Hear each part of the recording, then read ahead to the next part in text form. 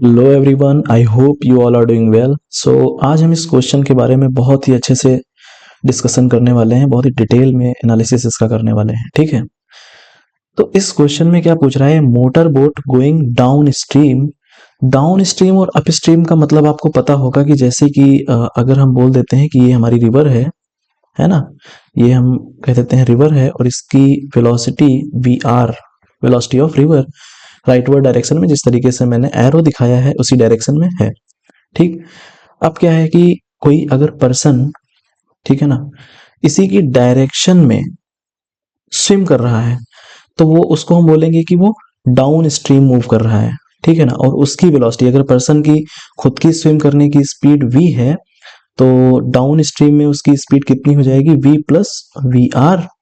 और अगर इस रिवर की वेलोसिटी के अपोजिट डायरेक्शन में पर्सन जो है स्विम कर रहा है तो उसकी वेलोसिटी जो है घट के v माइनस वी आर हो जाएगी। इसको हम बोलेंगे अप स्ट्रीम, है ना। सो क्वेश्चन में बोला है कि ये motor boat going down stream overcome a raft at a point A. तो सबसे पहले तो हम एक रिवर टाइप कुछ बना लेते हैं। अगर हम ऐसा बोलते हैं कि ये है एक रिवर, क्लियर। तो a motor boat is going down stream. ठीक है, अगर हम इस तरफ रिवर की स्पीड हम वी आर ही बोल देते हैं, कोई दिक्कत नहीं है। तो अगर हम इसी डायरेक्शन में वी आर बोल देते हैं तो down stream motor boat move कर रहा है। ठीक है, अगर हम ऐसा कुछ मोटर बोट बनाते हैं तो इसकी स्पीड को, अगर हम मोटर बोट को वी से शो कर दें, बोट है ना, तो स्पीड ऑफ मोटर बोट को वीबी से शो कर देते हैं। ठीक है, so a motor boat going down stream जा रहा है। ओवरकम ए राफ्ट, राफ्ट क्या होता है, पीसेस ऑफ वुड का एक मूविंग प्लेटफॉर्म या फ्लोटिंग प्लेटफॉर्म टाइप कुछ बना देते हैं।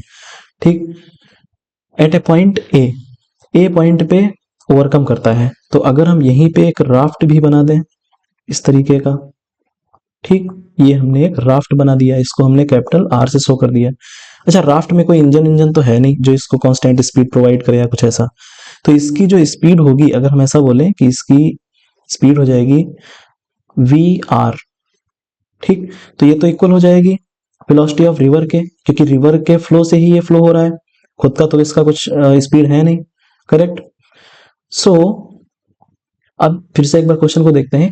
A motor boat going down stream motor boat जा रहा है, ओवरकम ए राफ्ट, ये राफ्ट है, इसको ओवरकम कर रहा है। ओके, एट पॉइंट ए, ठीक, एक ए पॉइंट पे। करेक्ट। सो अगर हम ऐसा बोल दें कि ये हमने एक ए पॉइंट मार्क कर दिया, करेक्ट, ये हमने एक ए पॉइंट यहाँ पे मार्क कर दिया, तो इसी के सीध में, मतलब ये राफ्ट भी है और बोट भी है, और बोट राफ्ट को ओवरकम कर रहा है। ठीक है, t equals to 60 minutes later या T time later it turned back, मतलब ये मोटर बोट सीधे जाएगा, पहले तो सीधे जाएगा एंड ये वापस आ जाएगा, turned back. And after some time passed the raft at a distance l equals to 6 kilometre from point A, मतलब कुछ टाइम पास हो जाएगा और ये बोट जो है इस राफ्ट को मिलेगा, और या ये कह सकते हो कि राफ्ट जो है 6 किलोमीटर डिस्टेंस आगे चला जाएगा। 6 किलोमीटर डिस्टेंस ये राफ्ट आगे चला जाएगा अपने ए पॉइंट से। लेट से इस पॉइंट को हम बोल देते हैं जेड प्राइम। ओके, इस पॉइंट को हम कह देते हैं जेड प्राइम। करेक्ट, ये जेड प्राइम है, और इस वाले पॉइंट को जहां पे इसने टर्न लिया है उस पॉइंट को हम बोल देते हैं जेड। तो ए पॉइंट से मोटर बोट चली, जेड पॉइंट तक के टाइम हो गया कैपिटल टी। ठीक, उसके बाद में z से इसने z प्राइम तक जो मोशन किया है उसको हम बोल देते हैं t प्राइम टाइम इसने लिया। ठीक है, और जितने समय में मोटर बोट a पॉइंट से चल के z पर जाके फिर लौट के z प्राइम पे आया है, उतना ही टाइम इस राफ्ट ने लिया है 6 किलोमीटर की डिस्टेंस कवर करने के लिए। करेक्ट। अब इन्होंने पूछा है कि find the flow velocity assuming the duty of the engine to be constant. Duty of the engine to be constant means कि जो भी इंजन है इस बोट को कांस्टेंट स्पीड प्रोवाइड कर रहा है। करेक्ट। सो हमसे पूछा फ्लो वेलोसिटी, फ्लो वेलोसिटी मतलब वेलोसिटी ऑफ रिवर क्या होगा। ठीक, तो चाहे हम वेलोसिटी ऑफ रिवर निकाल लें या फिर वेलोसिटी ऑफ राफ्ट, बात एक ही है ना, राफ्ट की जो स्पीड है वही हमारी रिवर की भी स्पीड हो जाएगी, करेक्ट। तो इसको सॉल्व करने के लिए हमें कुछ ऐसी इक्वेशन बनानी पड़ेगी जिसमें कुछ नोन पैरामीटर्स आए, नोन फैक्टर्स आए, करेक्ट। तो अब देखो, अगर हम ये 6 इंक्लूड करना चाहते हैं, जो ये 6 किलोमीटर है, अगर हम इसको लिखना चाहें तो कैसे लिख सकते हैं कि हम इस टोटल डिस्टेंस को, ये वाली टोटल डिस्टेंस को, ए से जेड तक की टोटल डिस्टेंस को माइनस कर दें इस डिस्टेंस से। ये कितनी है, ये जो भी डिस्टेंस है अगर हम इसको माइनस कर दें तो ये 6 किलोमीटर आ जाएगा।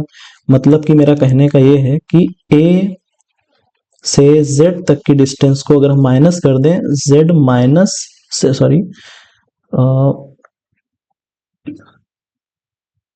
az माइनस ये az हो जाएगी total distance, and then z prime की डिस्टेंस को माइनस कर दें तो ये हमें मिल जाएगा 6 किलोमीटर्स। यही इक्वेशन आई थिंक वर्क कर जानी चाहिए। चलिए देखते हैं, ये हमारा एक मेथड 1 रहेगा, है ना। दूसरा मेथड हम अभी थोड़ी देर में डिस्कस करेंगे इसके बाद में। तो ये मेथड 1 है मेरा। तो az कितनी डिस्टेंस है, a से z तक की जो डिस्टेंस आएगी वो कैसे निकालेंगे, distance is speed into time. Speed क्या रहेगा, अच्छा एक चीज और, जब ये डाउन स्ट्रीम में मोशन कर रहा है तो v प्लस वी आर हो जाता है ना, तो स्पीड जो हो जाएगी बोट की, तो vb और प्लस जो रिवर की स्पीड है वी आर, वो भी तो ऐड हो जाएगी ना। तो बोट की स्पीड vb प्लस रिवर की स्पीड वी आर और इनटू ए से जेड तक जाने में कितना टाइम लगेगा, t, करेक्ट। तो vb plus V R into T, ये डिस्टेंस हो जाएगी a to z, okay. z से z प्राइम तक ये डाउन स्ट्रीम की बजाय अप स्ट्रीम मोशन करेगा।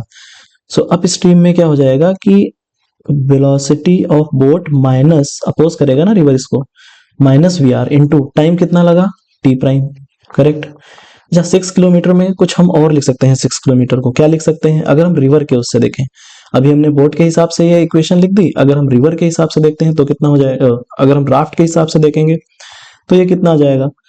तो राफ्ट जितने समय में बोट है ना ए पॉइंट से जेड तक गया है एंड जेड से जेड प्राइम तक गया है, उतना ही टाइम इस राफ्ट ने लिया है 6 किलोमीटर की डिस्टेंस को कवर करने के लिए, जो कि है क्या, कैपिटल टी और प्लस टी प्राइम, करेक्ट। सो ए से जेड प्राइम तक की ये जो डिस्टेंस है, ये एक्चुअल में ए से जेड प्राइम ही तो है डिस्टेंस 6 किलोमीटर्स। सो राफ्ट के रिस्पेक्ट में हो जाएगा velocity of raft into time, time हो जाएगा capital T and plus T prime. सही है इक्वेशन। एक इक्वेशन और आगे बढ़ते हैं, ओपन कर देते हैं इसको। तो वी बी इंटू टी और plus V R into T minus V B into T prime minus minus plus V R into T prime equals to V R raft की स्पीड या फिर रिवर की स्पीड बराबर ही है, तो V R into T capital T plus V R into T prime, ठीक। V R T prime यहां से कैंसिल हो जाएगा, वी आर इंटू टी भी कैंसिल हो जाएगा, बचा क्या, V B into T minus V B into T prime equals to 0। मतलब वी बी को यहां अगर हम कैंसिल कर दें, ऐसे लिख सकते हैं इसको, V B into T equals to V B into T prime, V B into T prime, V B cancel, so T prime आ जाएगा मेरा टी के बराबर। ये बहुत ही अच्छी चीज आई है कि इन्होंने ये कहा कि टी प्राइम जो है वो टी के बराबर ही है, मतलब जितने समय में, जितने टाइम में ये ए से जेड तक की डिस्टेंस कवर करेगा, ठीक, उतना ही समय इसको लगेगा जेड से जेड प्राइम तक की डिस्टेंस कवर करने में। सही भी बात है, क्योंकि जब डाउन स्ट्रीम में मोशन करेगा तो वो ज्यादा डिस्टेंस कवर कर पाएगा सेम टाइम के लिए, रेदर देन अगर वो अपोजिट डायरेक्शन में मोशन करता है तो, ठीक है ना, क्योंकि वो रिवर जो है बोट की स्पीड को क्या करेगा, अपोज करेगा। तो वहां से हमारे पास ये इक्वेशन आ गई। अब हम डायरेक्ट राफ्ट के रिस्पेक्ट में सॉल्व कर देते हैं। तो राफ्ट की डिस्टेंस क्या है, डिस्टेंस कितनी राफ्ट ने कवर की, 6 kilometre equals to distance is speed into time, raft की स्पीड इनटू टाइम, टाइम कितना लगा, T plus T prime, 6 equals to raft बोले या रिवर बोले, है ना, रिवर की speed into T plus T prime, T plus T prime means 2t, 2 capital T, correct.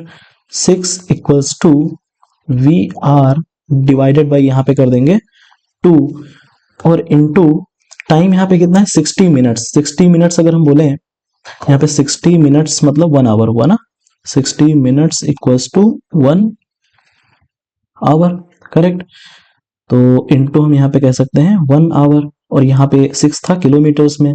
सो जो वी आर आया है मेरा velocity of flow, river flow, ये आ जाएगा 3 किलोमीटर्स पर आवर और यही हमारा क्या हो जाएगा, यही हमारा आंसर हो जाएगा, करेक्ट है। तो ये तो एक ब्रॉड मेथड रहा है विद रिस्पेक्ट टू, अगर हम बोलें ग्राउंड के रिस्पेक्ट में किस तरीके से हम इसको सॉल्व कर पाएंगे। तो ये है हमारा सॉल्यूशन ग्राउंड के रिस्पेक्ट में। अच्छा, इसी क्वेश्चन में हम एक अच्छी सी चीज कर सकते हैं रिलेटिव मोशन लगा के, तो वही हमारा बन जाता है मेथड नंबर 2। अगर हम अप्लाई कर दें रिलेटिव मोशन का कॉन्सेप्ट, क्या होता है रिलेटिव मोशन में, जैसे आपने पुलिस और चोर वाला क्वेश्चन किया होगा कि यहाँ पर पुलिस है और पुलिस अपनी जीप से चल रही है, पुलिस मतलब वीपी, इसकी स्पीड है वीपी, यहाँ पे चोर है ना, और चोर की स्पीड है वीसी। तो बोलेंगे कितने समय में, कितने टाइम में पुलिस जो है चोर को पकड़ लेगा। ऐसे अगर हम इक्वेशन बना के सॉल्व करेंगे विद रिस्पेक्ट टू ग्राउंड तो ये थोड़ा सा लेंदी जाएगा। अगर हम इसको सिंपल से करना चाहते हैं तो सिंपल मेथड है रिलेटिव लगा देते हैं। रिलेटिव मतलब एक को रेस्ट पे हम बोल दो, चोर की स्पीड कम होगी ना पुलिस से, तभी तो पुलिस पकड़ पाएगा चोर को। तो हम इसको क्या करते हैं, चोर को अपोजिट डायरेक्शन में अगर हम वीसी स्पीड दे दें तो ये तो रेस्ट पे चला गया, ये क्या हो गया रेस्ट पे, करेक्ट। सॉरी, तो ये हो गया रेस्ट पे। लेकिन वीसी अगर हमने इसको दिया है तो इसको भी तो वीसी स्पीड देना पड़ेगा, करेक्ट। तो अभी जो पुलिस की फाइनल स्पीड बनी है वो कितनी हो जाएगी, वीपी माइनस वीसी, और चोर की हो जाएगी 0 स्पीड। अब ये हम सॉल्व कर सकते हैं आराम से।